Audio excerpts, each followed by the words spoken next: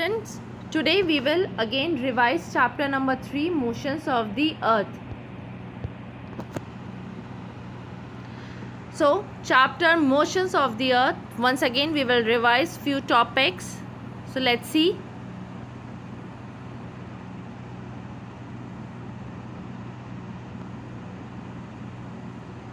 Rotation is the movement of the earth on its axis. जब अर्थ अपने axis पे घूमता है उसे हम क्या कहते हैं? उस मूवमेंट को रोटेशन कहते हैं. An axis is an imaginary line. हमने आपको बार बार बताया है एक्सिस क्या है, हमारी इमेजिनरी लाइन है और हमारी अर्थ उसी अपनी इमेजिनरी लाइन पर स्पिन करती है. So it is just like a top. जो लट्टू जिसे हम बोलते हैं जैसे वो घुमाते हैं, बट इन दोनों में एक डिफरेंस होता है. जो हमारा टॉप होता है उसका जो एक्सिस होता है अगर हम देखें तो वो कैसा होगा, वो एकदम वर्टिकल स्ट्रेट में होगा.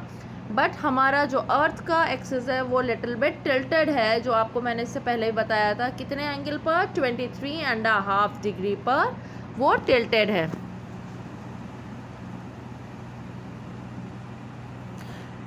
The movement of the earth around the sun in a fixed path or orbit is called revolution. The ancient Indian astronomer Aryabhatta had stated that the earth is round and rotates on its own axis. जो हमारे ancient astronaut थे आर्यभट्ट, उन्होंने बहुत पहले ही बता दिया था कि जो हमारी अर्थ है वो राउंड है और वो किसके चारों तरफ घूमती है? Rotates on its own axis. वो अपनी एक्सिस पर घूमती है और किसका चक्कर लगाती है? सन का चक्कर लगा रही है. You can see it in this picture also.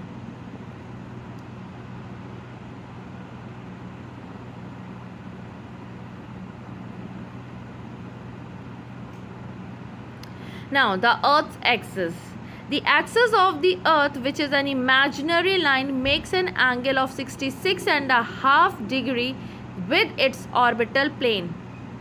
The plane formed by orbit is known as the orbital plane. So you can see it in this picture. First of all, you can see that where is your axis. So this is your axis which is in a red color. आप देख रहे हैं वो tilted है. अब इस axis के देखिए perpendicular to the orbital plane. Orbital plane आपको दिख रहा है जो कि सीधा कटा हुआ है, अर्थ को हाफ किया हुआ है, उसका सीधा और एक्सिस के बीच में जो डिफरेंस है वो कितना है? 23.5 डिग्री पर. So that forms an orbital plane.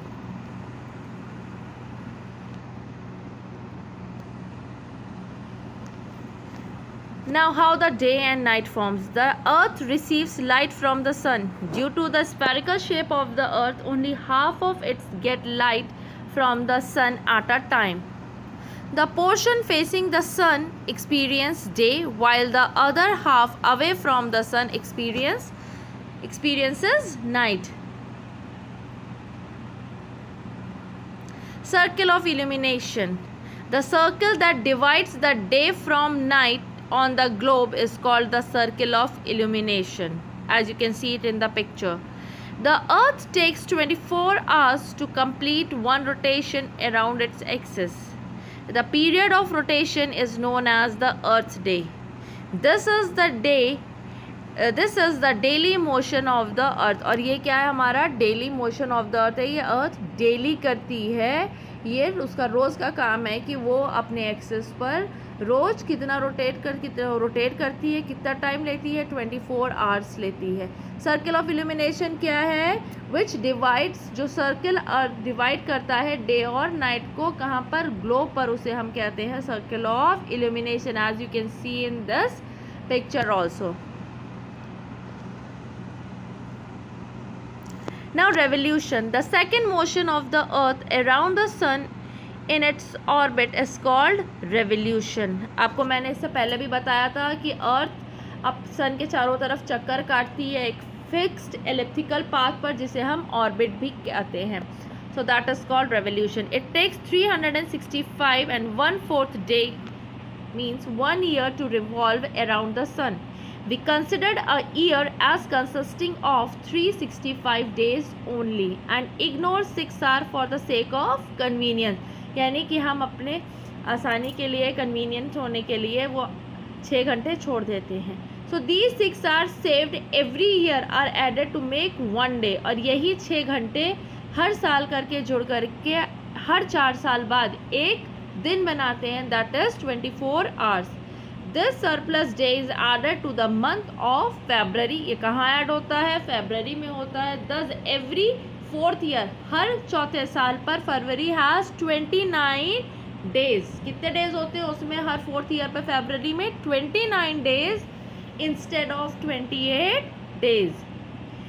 Such a year with 360 days is called a leap year. जिस साल ईयर में 366 डेज होते हैं उसे हम लीप ईयर कहते हैं।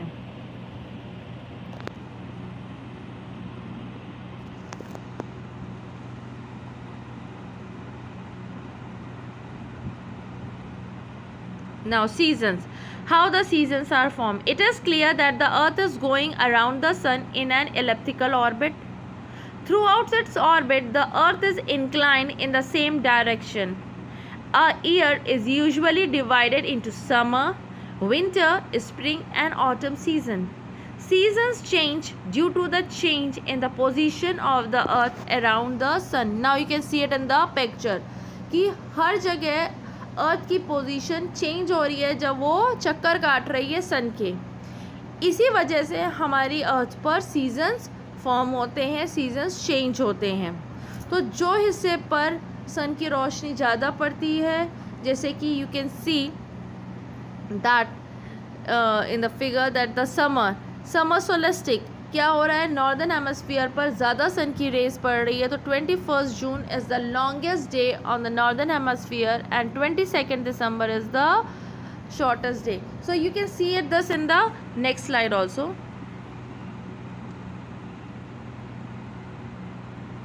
So on 21st June, the northern hemisphere is tilted towards the sun. The rays of the sun fall directly on the Tropic of Cancer. As a result, these areas receives more heat. The area near the poles receives less heat as the rays of the sun are slanting. The North Pole is inclined towards the sun, and the places beyond the Arctic Circle experience continuous daylight for about 6 months. Since a large portion of the northern hemisphere is getting light from the sun, it is summer in the region north of the equator. The longest day and the shortest night at these places occur on 21st June. Northern hemisphere पे सबसे लंबा दिन और सबसे छोटी रात होती है 21st June. At this time in the southern hemisphere all these conditions are reversed. जबकि southern hemisphere में इस सब का उल्टा होता है. It is winter season there. Summer में सदर्न हेमिस्फीयर में क्या है? विंटर है, जब नॉर्दर्न में समर है. तो सदर्न हेमिस्फीयर में रातें कैसी होंगी? लंबी होंगी, जबकि दिन छोटे होंगे. So the nights are longer than the days. This position of the earth is called summer सोलेस्टिक्स.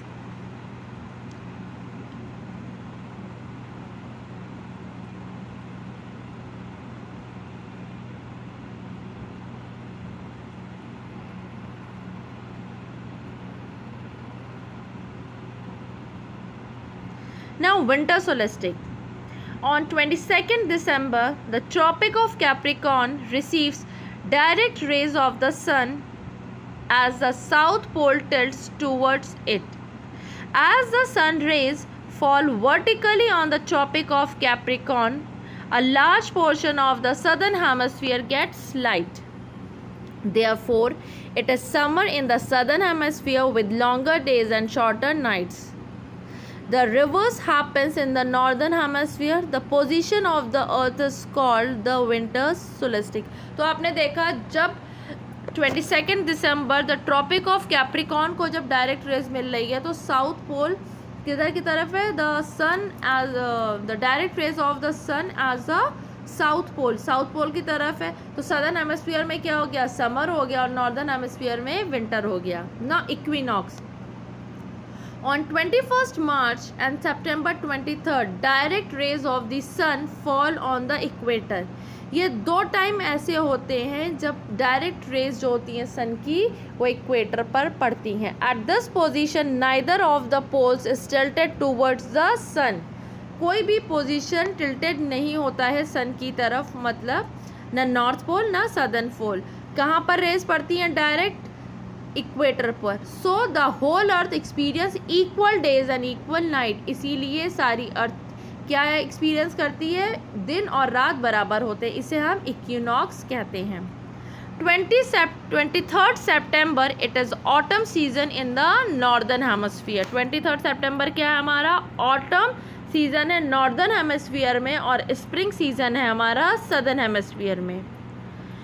अब इसका अपोजिट होगा 21st March, when it is 21st मार्च में when it is spring in the northern hemisphere and autumn in the southern hemisphere. और 21st मार्च में ये इसका उल्टा हो जाता है।